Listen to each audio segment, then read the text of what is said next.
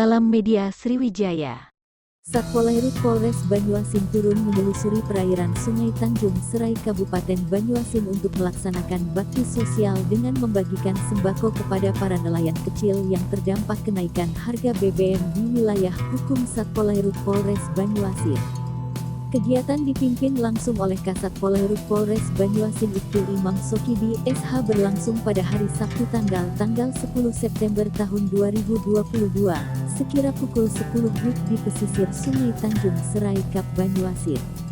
Nelayan yang membutuhkan bantuan ini mendapatkan beras 5 kg ditambah sembako. Benar kegiatan baksos ini sering dilakukan setiap hari Jumat, namun dengan kenaikan BBM mudah-mudahan kegiatan ini bisa dilakukan setiap hari dengan tujuan meringankan beban para nelayan yang terdampak atas kenaikan BBM. Mudah-mudahan walaupun sedikit bisa meringankan beban para nelayan, jelas itu Imam Sokibi SH.